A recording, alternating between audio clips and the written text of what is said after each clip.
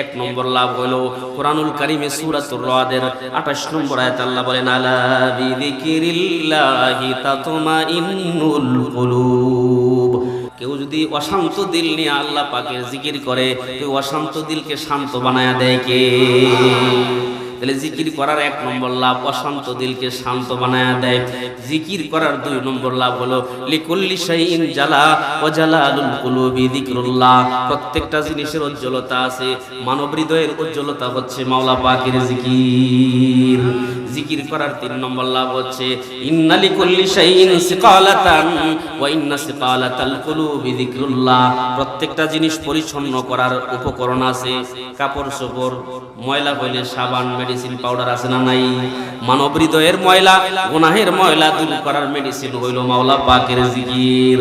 4 নম্বর লাভ হলো রাজুলুন যাকারাল্লাহু খালিয়ান।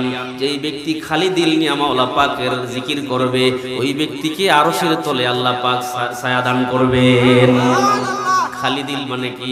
শিরক মুক্ত দিল। বলেন শিরক মুক্ত দিল, বলেন শিরক মুক্ত দিল, বেদাত মুক্ত দিল নিয়ে যেই ব্যক্তি মাওলা পাকের জিকির করে, ওই ব্যক্তিকে আরশের তলে জায়গা দিবে কে? এই কয়েকটা লাভ বললাম, তাহলে লাভ আছে না নাই? শুধু বলেন সুবহানাল্লাহি ওয়া বিহামদিহি, বলেন। এই যে একবার বলছেন না, আল্লাহর রাসূল সরকারে দু জাহান সাল্লাল্লাহু আলাইহি ওয়াসাল্লাম বলেছেন মান ক্বালা সুবহানাল্লাহি ওয়া বিহামদিহি গুরিসাত লাহু নাখলাতুন ফিল জান্নাহ। যেই ব্যক্তি সুবহানাল্লাহি ওয়া বিহামদিহি বলবে, আল্লাহ পাক সাথে সাথে তার জন্য জান্নাতে একটা খেজুর গাছ লাগায়া দিবে।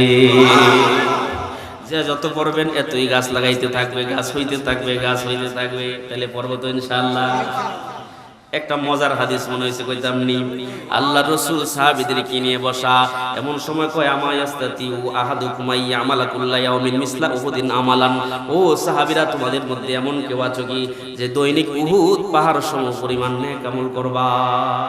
সাহাবায়ে কেরাম বলেন, ওগো আল্লাহর নবী, কার এই ক্ষমতা আছে উহুদ পাহাড় সমান নেক আমল করবে?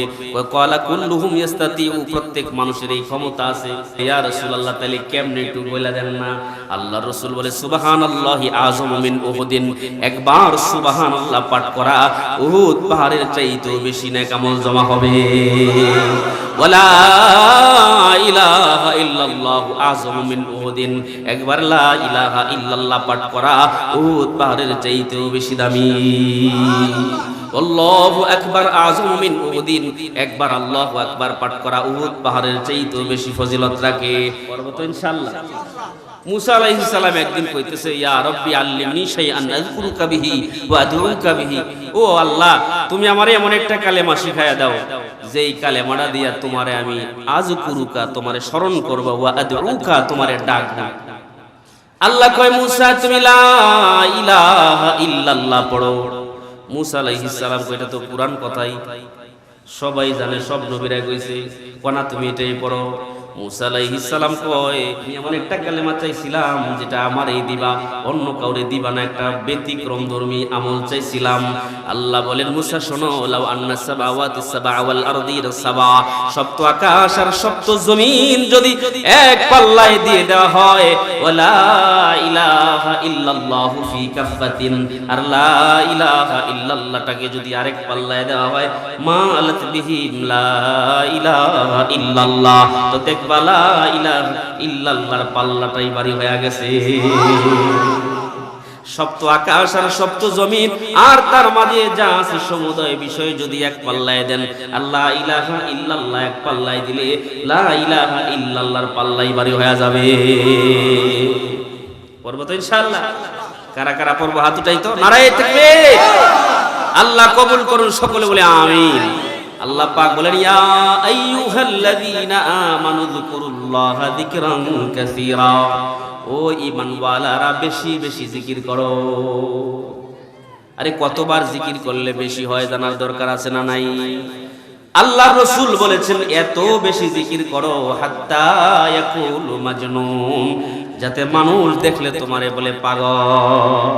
এই যে একটা পাগল যাইতেছে, পাগল, যখন বুঝবা যে মানুষ তোমারে পাগল বলে, তখন বুঝবা তোমার ভিতরে বেশি জিকির আছে। এই ওয়াজ করলেই তো সকালবেলা মা বোনরা কইব, হুজুরে তো জিকিরের ওয়াজ করলো, কি জিকির করবো, এটা তো কইল না। জানার দরকার আছে কিনা? আল্লাহর রাসূল বলেছেন আফদালু যিকরি লা ইলাহা ইল্লাল্লাহ, সর্বসেরা জিকির হচ্ছে লা ইলাহা ইল্লাল্লাহ। লা ইলাহা ইল্লাল্লাহ কেউ যদি পড়ে দাখালাল জান্নাহ, সে জান্নাতে যাবে। অন্য একটি হাদিসে আল্লাহর রাসূল বলেছেন মান শাহিদা আল্লাহ ইলাহা ইল্লাল্লাহ, যে ব্যক্তি সাক্ষী দিবে আল্লাহ ছাড়া কোনো মাবুদ নাই, ওয়া আন্না মুহাম্মাদার রাসূলুল্লাহ, এবং এই কথা বলবে মুহাম্মাদুর রাসূলুল্লাহ আল্লাহর রাসূল, হারামাল্লাহু আলাইহিন নার, আল্লাহ পাক তার জন্য জাহান্নামের আগুন হারাম করে দিবে। অন্য একটি হাদিসে এসেছে মাফাতিহুল জান্নাতি শাহাদাতু আল্লা ইলাহা ইল্লাল্লাহ, লা ইলাহা ইল্লাল্লাহ হলো 8 জান্নাতের চাবি। তাহলে জিকির করার লাভ আছে না নাই?